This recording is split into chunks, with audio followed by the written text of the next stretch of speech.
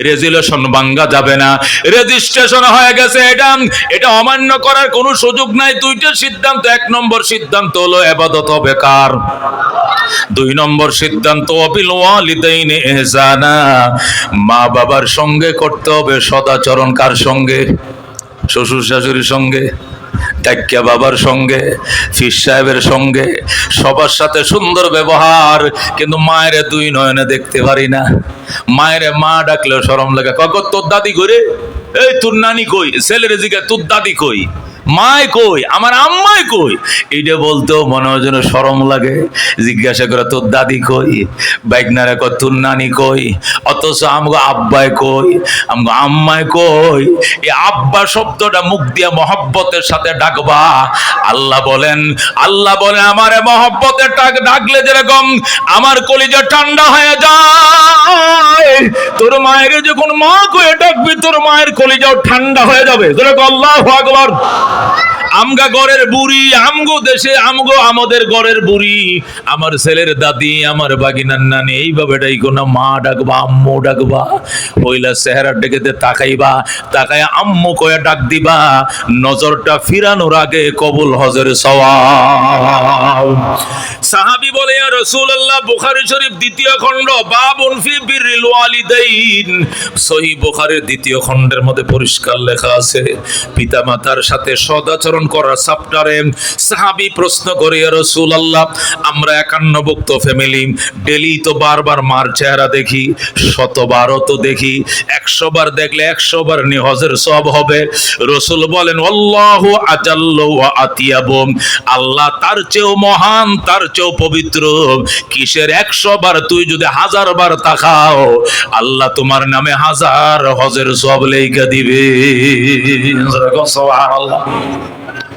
আল্লাহ ডাক দেয়া বলেন ইম্মা ইয়াবলুগান্না ইনদাকাল কিবারা আহাদুহুমা আও কিলাহুমা ফালা তাকুল লাহুমা উফিন ওয়ালা তানহারহুমা ওয়া কুল লাহুমা কাওলান কারীমা ওয়াখফিদ লাহুমা জানাহাজ যুল্লি মিনার রাহমা ওয়া কুর রাব্বিরহামহুমা কামা রব্বায়ানি সগীরা। আল্লাহু আকবার।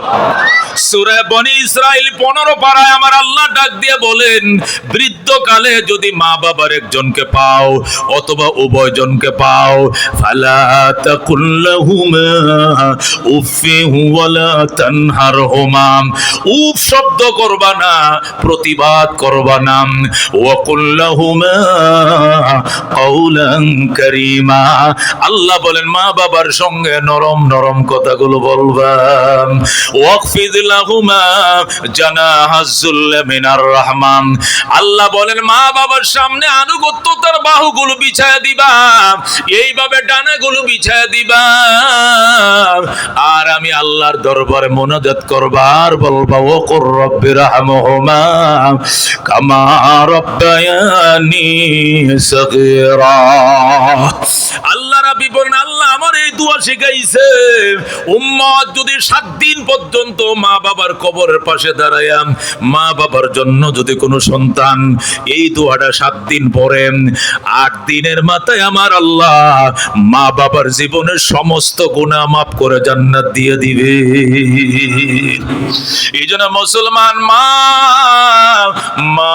ময়কার মাম ম দিয়া মা লেখে বাজান, বরকতওয়ালা শব্দ, বরকতওয়ালা অক্ষর।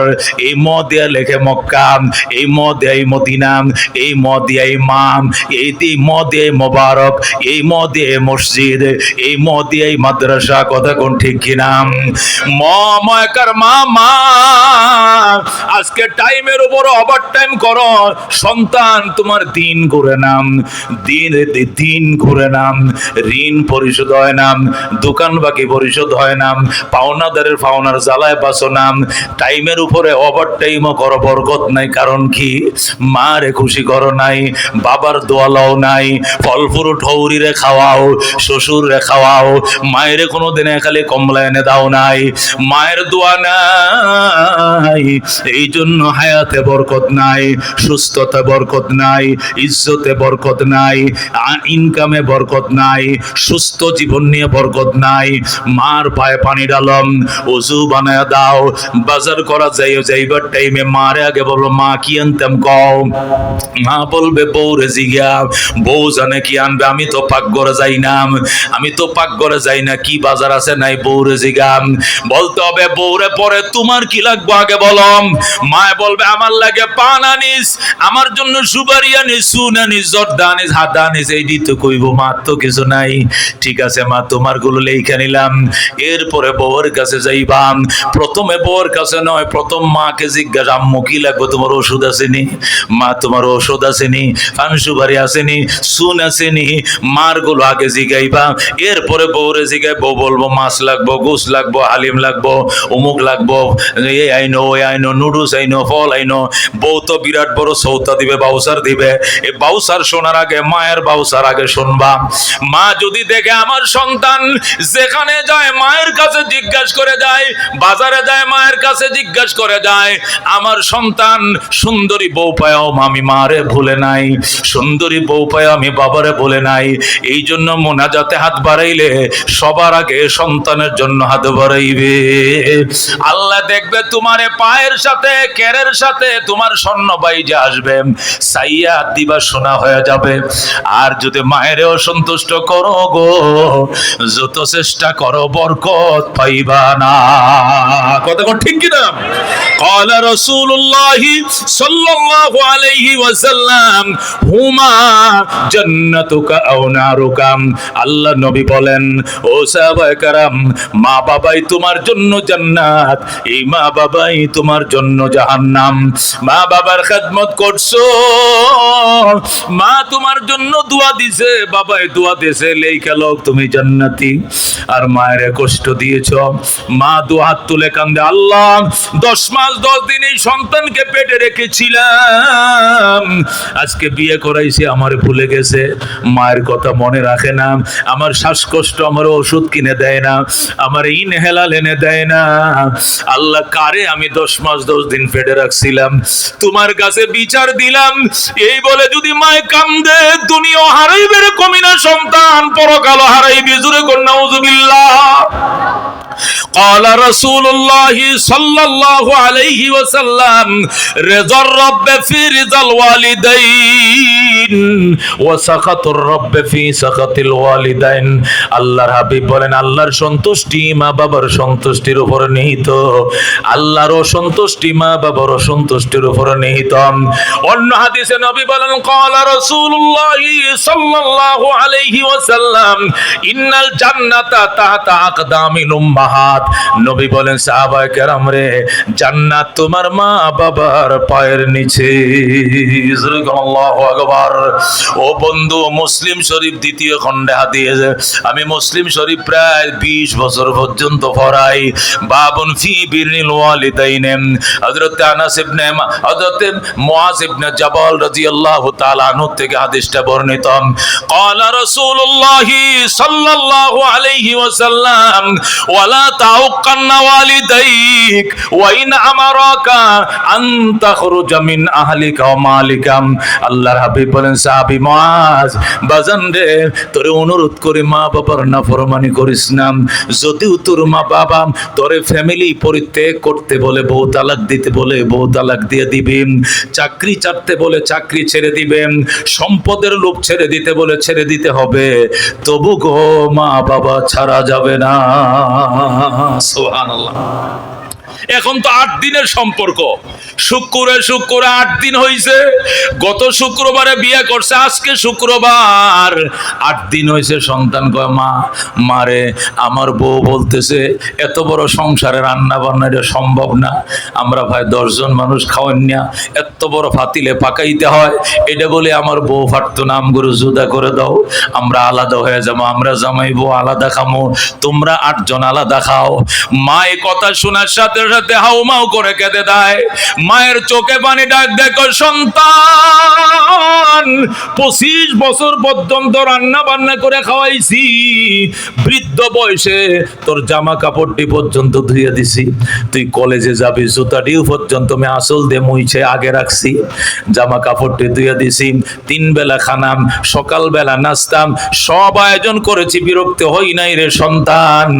আর আজকে 8 দিনের মাথায় বুঝি তোর বউ বিরক্ত হয়ে গেছে, আলাদা খাওয়ার জন্য, জুদা খাওয়ার জন্য প্রস্তাব করেছো।